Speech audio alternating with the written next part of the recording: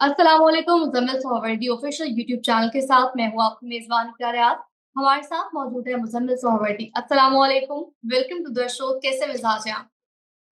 वालेकुम सलाम। इकरा, आपका क्या हाल है? ठीक ठाक हैं आप? मैं ठीक हूँ सर, आपने अपना हाल नहीं बताया, ठीक है? मैं बिल्कुल ठीक हूँ, अल्लाह का शुक्र है। तो सर ब्लॉग का आगाज़ करेंगे। सबसे पहले टॉपिक की जानिब बढ़ते हैं। तो वज़ीर आला पंजाब की तकरीर के दौरान एहतजाज करने पर 26 अपोज़िशन अरकान को मुअत्तल किया गया था। हमने देखा कि 10 को जुर्माना भी आयद किया गया और आज की बात करें तो पंजाब हुकूमत ने 4 अपोज़िशन अरकान के खिलाफ तहरीक अदम-ए-एतमाद कामयाब करा ली है और उन्हें कायमा कमेटियों की चेयरमैनशिप से भी हटाया गया। तो सर एहतजाज तो होते रहते हैं, कोई नई बात तो नहीं है। हमने देखा है कि ऐवान में एहतजाज होते आए हैं, एक तारीख है। लेकिन मरियम दीदी की तकरीर के दौरान एहतजाज करने पर ये रद्द-ए-अमल दिया गया। तो क्या ये खानदान की उजारादारी कायम की जा रही है? तो क्या ये कानूनी अमल है? देखें, अगर तो अरकान असम्बली को पहली बार मुअत्तल किया गया है और इससे पहले अरकान असम्बली को मुअत्तल करने की कोई तारीख मौजूद नहीं है, तो मैं आपके सारे बयानी से मुत्तफिक हो जाऊं कि ये तो मरियम बीबी के एहतजाज की वजह से। लेकिन अगर सब पीटीआई के स्पीकर सब्तैन खान ने भी पीएमएलएन के 18 लोगों को मुअत्तल किया हो और अगर परवेज इलाही साहब ने भी पीएमएलएन के लोगों को अपने दौर में मुअत्तल किया हो, तो फिर आप ये कह सकते हैं कि मुअत्तल करने की एक तारीख मौजूद है। और हमेशा जब ऐवान में हल्ला गुल्ला हुआ है तो स्पीकर ने अरकान को मुअत्तल किया है, चाहे वो पीटीआई का स्पीकर हो, चाहे पीएमएलएन का स्पीकर हो, चाहे पीपल्स पार्टी का स्पीकर हो। अगर तो मैं आपका मुकदमा ये है कि ये सिर्फ मरियम नवाज की पहली दफा हुआ है, तो मैं आपसे मुत्तफिक हो जाऊंगा। और अगर ये पीटीआई के दौर में भी मुअत्तलियां होती रही हैं, तो फिर आपकी बात में वजन नहीं है। अब दूसरी बात जो आपने कही कि अरकान के स्टैंडिंग कमेटियों में अदम एतमाद हो रहा है, ये मेरा ख्याल है थोड़ा ज्यादा हो रहा है, ओवर डूइंग है। मुअत्तलियां तो कल की रिवायत मौजूद है। ऑपोजिशन के पास स्टैंडिंग कमेटियां होती हैं और वो स्टैंडिंग कमेटियां ऑपोजिशन के पास हुकूमत के वोटों से ही होती हैं, क्योंकि हर कमेटी में हुकूमती अरकान की अक्सरियत होती है और हुकूमती अरकान ही अपोजिशन के अरकान को स्टैंडिंग कमेटियों के चेयरमैन बनाते हैं। और ये हुकूमत और अपोजिशन के दरमियान एक मुआहदा हो जाता है जिसमें स्टैंडिंग कमेटियों की तकसीम हो जाती है कि आप ये वाली ले लें, हम ये वाली ले लेते हैं। यहाँ पे हमारा ये स्पीकर को बता दिया जाता है कि ये चेयरमैन करा दें ये। और ये सारा मुकमुका से होता है, ये कोई जेन्युइनली तो कोई बंदा भी स्टैंडिंग कमेटी का चेयरमैन इलेक्ट नहीं हुआ होता। ये बिल हुकूमत और अपोजिशन के दरमियान स्टैंडिंग कमेटियों पर एक डील होती है, एक मुकमुका होता है, इतनी अपोजिशन ले ले, इतनी हुकूमत ले ले, ये वाली हुकूमत ले ले, ये वाली अपोजिशन ले ले। ये सारा पार्लिमानी सियासत में सेटलमेंट के साथ होता है या जमहूरियत में आपस में बैठ के तय होता है। लेकिन अब हुकूमत किसी भी वक्त वापस ले सकती है, ये बात ठीक है। और पंजाब में तो अब पीएमएलएन को 2/3 हासिल हो गई है। उनके पास तो वो तो 2/3 है, तो वो ज्यादा मजबूत पोजीशन में आ गए हैं। लेकिन मेरा ख्याल है कि थोड़ा पीटीआई को दीवार से लगाने की या उनको थोड़ा सबक सिखाने की कोशिश की जा रही है। स्टैंडिंग कमेटियों के चेयरमैनशिप लेना जरा ज्यादा है, वरना मुअत्तल होने की रिवायत तो पहले मौजूद है। सर आगे बढ़ेंगे, बात करेंगे कि कियासराइयाँ हो रही हैं कि चौधरी निसार साहब खुद तो आ रहे हैं, अपने साथ 25 से 26 एमएनएज भी लेकर आ रहे हैं। तो क्या कहेंगे? इस बात में कितनी दुरुस्ती है? चौधरी निसार साहब खुद एमएनए बन से नहीं सकते, तो उनके पास 25 एमएनए होंगे। मेरा मतलब है कि ये ऐसी बात है जैसे 2018 में ना वो एमपीए बन गए, लेकिन उन्होंने हलफ नहीं लिया। जब वो हलफ लेने आ रहे तो कहने लगे 150 एमपीए उनके साथ है। उनके साथ एक एमपीए नहीं था। कोई क्यों चौधरी निसार के साथ होगा? चौधरी निसार साहब सियासत में क्या बेचते हैं? भाई सियासत चढ़दे सूरज दी पुजारी है, डूबदे सूरज ਨੂੰ कोई सलाम नहीं करता सियासत में। चौधरी निसार पाकिस्तान की सियासत का एक डूबता हुआ सूरज है, चढ़ता सूरज नहीं है। कोई इक्तदार चौधरी निसार के घर की लौंडी नहीं है कि सब लोग वहां सलाम करने पहुंच जाएंगे। चौधरी निसार से पार्लियामेंट रूठ गई है, वो पार्लियामेंट में वापस नहीं जा पाए 2018 में, 2024 में। आज तो मुस्लिम लीग नून का मुकदमा ये है कि उन्होंने मुस्लिम लीग नून को छोड़ा तो वो इबरत के निशान बन गए। वो एक एमएनए नहीं बन सकते मुस्लिम लीग नून के बगैर, तो 25 एमएनए कौन से होंगे जो चौधरी निसार पे अपनी एमएनए चिप कुर्बान कर देंगे? मुझे एक नहीं नजर आ रहा। आप 25 की बात कर रहे हैं। सियासत में ऐसे नहीं होता। सब जब मुस्लिम लीग नून में चौई निसार का तूती बोलता था तब चौई निसार का ग्रुप था। जब मुस्लिम लीग नून से चौधरी निसार को निकाल दिया गया, साथ कोई छोड़ के गया? किसी एक नहीं बंदे ने कहा मैं चौधरी निसार के लिए मुस्लिम लीग नून छोड़ रहा हूं। तो जब कोई एक छोड़ने को लिए तैयार नहीं तो आज कौन होगा साथ? फजूल बातें हैं ये सारी। सर, पीटीआई के एमएनए जो हैं तो वो मुस्लिम लीग नून में जाना शुरू हो गए हैं। फॉर इंस्टेंस के साहिबाल से तहरीक इंसाफ के एमएनए जो उस्मान अली है, उन्होंने नून लीग में शमूलियत इख्तियार की। हालांकि बात ज़ेर गौर है कि उन्होंने तो हलफ लिया था, तो फिर इसकी क्या वजह बन सकती है? और तहरीक इंसाफ से वो क्यों चले गए?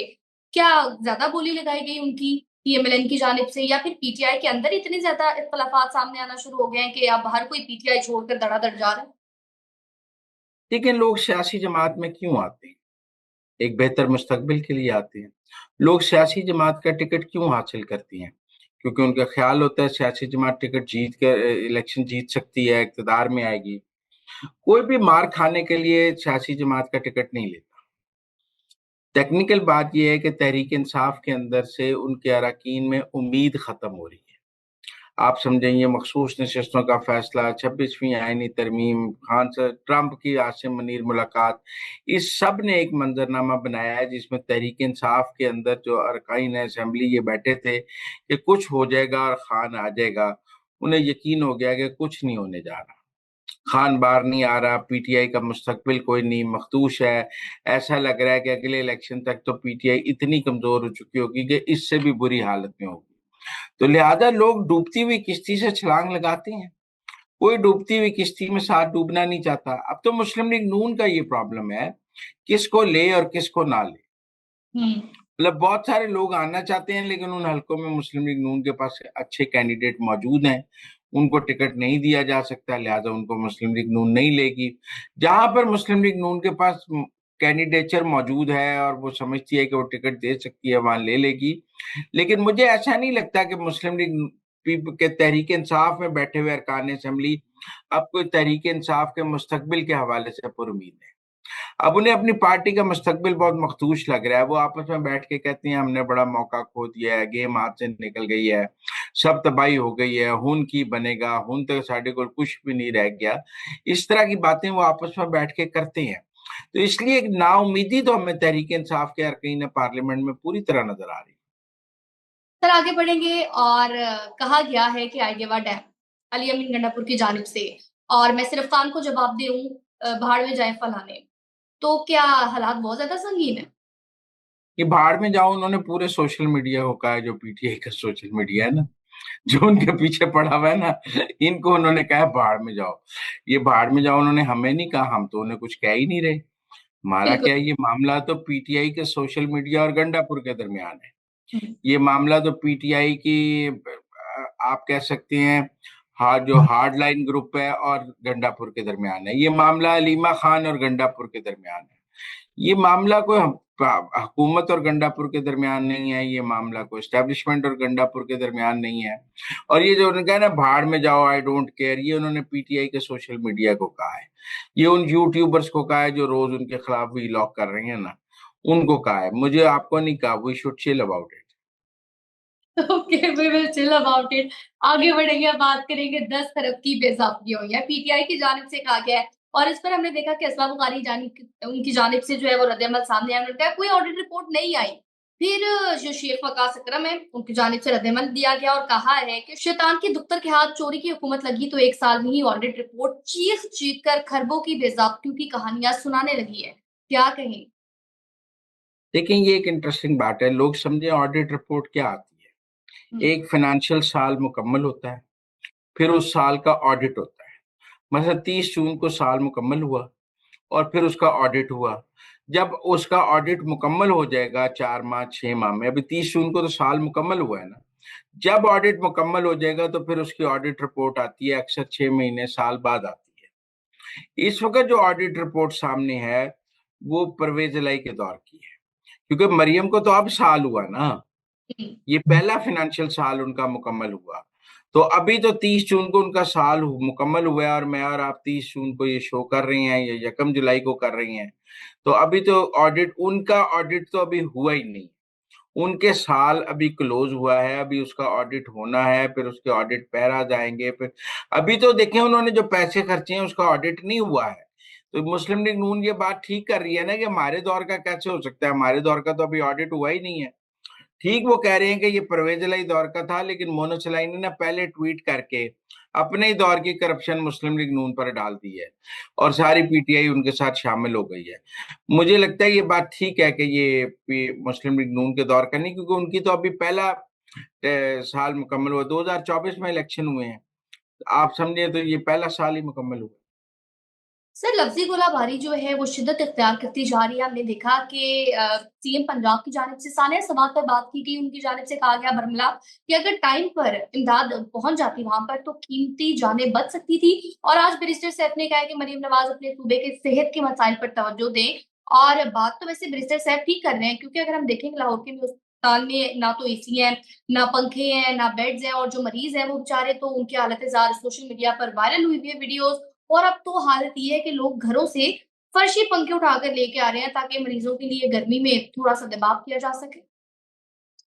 मैं एग्री करता हूँ आपको कि सरकारी अस्पतालों की हालत अच्छी नहीं है, लेकिन वहाँ इलाज तो मिल रहा है। आपने ये तो नहीं कहा कि वहाँ डॉक्टर नहीं है, आपने ये कहा है वहाँ एयर कंडीशन नहीं है, एयर हम्म। कंडीशन काम नहीं कर रहा। आपने ये तो नहीं कहा कि वहाँ डॉक्टर नहीं है, वहाँ दवाइयाँ नहीं है, वहाँ इलाज नहीं हो रहा। अगर एसी नहीं खराब है या पंखा खराब है तो वो भी मैं समझता हूँ नालायकी है। लेकिन आपने ये तो मुझे नहीं कहा ना कि वहाँ इलाज नहीं मिल रहा, लोग इलाज ना मिलने की वजह से मर गए हैं। किसी को मैंने, आप समझे ना, हम्म। इलाज तो मिल रहा है ना, ऑपरेशन हो रहे हैं, डॉक्टर देख रहे हैं, ड्रिप लग रही है, इंजेक्शन लग रहा है, दवाइयां दी जा रही हैं। पहला काम तो इलाज है अस्पतालों में। अब दूसरी बात यह है कि दोनों वाकयात का क्या कंपैरिजन है। एक जगह एयर कंडीशन नहीं चल रहा तो आपको बड़ा दुख है, दूसरी तरफ लोग जान से चले गए हैं तो आप जस्टिफाई कर रही हैं कि वो जान से जाना बड़ा ठीक है, ये अस्पताल में एसी ना चलना ज्यादा बड़ा जुर्म है। तो मैं इस कंपैरिजन को बड़े लोगों ने ये कंपैरिजन किया, आप अकेली नहीं है ये कंपैरिजन करने वाली। बहुत सारे लोगों ने ये कंपैरिजन किया और मैं मुझे बड़ा अफसोस है उनके इन कंपैरिजन पे कि यार वहां लोग मौत का शिकार हो गए हैं और मदद पुकारते रहे हैं। आप और उसके जवाब में पंजाब के अस्पतालों पर तनकीद करें, मैं आपके साथ हूं। पंजाब के अस्पतालों को स्टेट ऑफ द आर्ट होना चाहिए, हमारा मुतालबा है। पंजाब के अस्पतालों में इलाज की बेहतरीन सहूलत होनी चाहिए, मैं आपके साथ हूँ। पंजाब के अस्पतालों में डॉक्टरों को होना चाहिए, मैं आपके साथ हूँ। लेकिन ये सवात के लोगों की मौत की जस्टिफिकेशन तो नहीं है कि मेयो हॉस्पिटल में एसी नहीं चल रहा लिहाजा सवात के 17 लोग मर गए तो वो जायज करार हो जाए। दोनों बातों का आपस में कोई मवाजना है? आप नहीं, मौत और जिंदगी का मवाजना कर रही हैं। एक जगह मेरा मतलब है एसी नहीं है, आप आपने ये दलील दे रहे हैं कि एयर कंडीशन ना होने की वजह से लोगों को मसाइल हैं, और दूसरी तरफ लोग मौत जिंदगी की भीख मांगते हुए मर गए हैं तो आप कहते हैं वो बड़ा जायज है। नो डाउट सर, आपने बिल्कुल दुरुस्त फरमाया है। और केपी की हुकूमत को ना इस बात को यकीनी बनाना चाहिए कि इस दफा तो सानिया और बर वक्त इमदाद नहीं पहुंचाई गई उनकी जानिब से, और ना ही कोई पेशगी फासले इकदाम किए गए थे। तो आइंदा अल्लाह करे कि फ्यूचर में ना हो और केपी हुकूमत होश के नाखून ले। खैर, आगे बढ़ेंगे, अब बात करेंगे। एक तरफ 35 रुपए कम कर दिए गए तो दूसरी तरफ 3,000 रुपए वसूल करने लगे है हुकूमत। और घरेलू सार्फिन के लिए गैस के फिक्स रेट 3,000 रुपए मुकर्रर किए गए हैं। तो सवाल ये कि क्या हुकूमत भत्ता लेने पर आ गई है? देखिए, भत्ता लेने की तो बात नहीं है। अब टेक्निकल बात यह है कि मीटर की एक फिक्स कॉस्ट है, मैं को जस्टिफाई नहीं कर रहा, लेकिन इसको भत्ता भी नहीं कहा जा सकता। गैस आपकी गली तक गैस पहुंचाने की कॉस्ट है, गवर्नमेंट को वो कॉस्ट लेनी है। अब गैस का सर्कुलर डेट भी बढ़ता जा रहा है, बिजली का सर्कुलर डेट पहले बहुत बढ़ गया है। गैस का सर्कुलर डेट नहीं बढ़ने देना चाहिए, इसको बर वक्त रोकना चाहिए। मैं कोई इस तरह इसको जस्टिफाई नहीं कर रहा, लेकिन बहरहाल हुकूमत को बिजली और गैस की कीमतें कम रखनी चाहिए। ये बुनियादी ज़रूरियात ज़िंदगी हैं, इनकी कीमतें जितनी कम रखी जाएंगी आम आदमी की ज़िंदगी उतनी आसान होगी। हर महीने बिल देना एक मुश्किल है, गैस महंगी होगी तो आप बिजली सस्ती करके गैस महंगी करेंगे तो ये कोई अच्छी अच्छी बात नहीं है। दोनों चीज़ें सस्ती होनी चाहिए, मैं गैस महंगी होने को भी जस्टिफाई नहीं समझता। लेकिन हुकूमत के मसाइल अपनी जगह भी मौजूद हैं। बात वही है कि गैस और बिजली की चोरी इतनी ज़्यादा है कि हुकूमत फंसी हुई है, हम सबको मिलकर इनकी चोरी खत्म करनी चाहिए। सर आगे बढ़ेंगे। Last but not the least, 35 रुपए की खती रकम तो खत्म कर दी गई है, लेकिन अब सवाल ये है कि पीटीवी का क्या होगा, हुकूमत क्या करेगी उनका। और हमने देखा है कि सैलरीज तो पहले ही लेट है, और फिर अगर हम अता तारड़ साहब की ट्वीट का लुबे-लुबाब बताएं अपने नाज़रीन को, तो वो तो ये है कि जागते रहना साडे ते ना रहना। तो की कहोगे? देखें, ये तो तहरीके, आपको याद है कंटेनर पे इमरान खान ने मुतालबा किया था कि पीटीवी के 35 रुपए बिजली के बिलों से खत्म होने चाहिए। हम्म। ये अखलाकी तौर पे दुरुस्त नहीं था कि बिजली के बिलों में आप आज के दौर में लाइसेंस फीस लें। ये उस दौर में था जब टीवी रखना एक लग्जरी थी। तो टीवी, मुझे याद है बचपन में जब मैं होता था, तो टीवी, हुकूमत टीवी का एक लाइसेंस जारी करती थी, और घरों में ना वो इंस्पेक्टर आके वो लाइसेंस देखते थे, आपके घर टीवी है तो टीवी का लाइसेंस है। जैसे आजकल पिस्तौल का लाइसेंस नहीं होता, तब टीवी का लाइसेंस। लेकिन पीटीवी को कमर्शियल बुनियादों पर खड़ा करने की जरूरत है। इन 35 रुपयों के सर पे आपने पीटीवी को स्पून फीडिंग की, और पीटीवी मार्केट का चैनल नहीं बन सका। मेरे ख्याल में ये बेहतरीन मौका है कि पीटीवी खुद को मार्केट का चैनल बनाए और मार्केट में compete करे। लेकिन मैं ये समझता हूँ कि ये 35 रुपए बंद होने से पीटीवी में एक माली बहरान आएगा। तनख्वाहें पहले ही लेट हैं, माली बहरान मजीद आएगा। अता तारड़ साहब ने हो कहा है कि हम सूरत हाल को संभालेंगे, लेकिन संभालना बहुत मुश्किल होगा। पीटीवी में आपको बहुत ड्रास्टिक डाउन साइजिंग करनी होगी। कोई बता रहा था कि एडमिन सेक्शन में ही कितने लोग हैं, और देखें ना हमारे चैनल्स के एडमिन में कितने लोग होते हैं और पीटीवी के एडमिन में कितने लोग हैं, अफसरशाही कितनी है, डायरेक्टर्स कितने हैं। तो मेरे ख्याल में एक डाउन साइजिंग का अमल होगा। पीटीवी को बाकी जो कमर्शियल चैनल्स हैं उनका मॉडल समझना चाहिए कि वो कितने लोगों से चैनल चलाते हैं। पीटीवी को भी उतने लोगों से चैनल चलाना चाहिए। तो नाज़रीन अब तक के लिए इतना ही। हमारे चैनल को लाइक, शेयर, सब्सक्राइब ज़रूर कीजिएगा, बेल आइकन प्रेस कीजिएगा ताकि आप अपडेटेड रह सकें।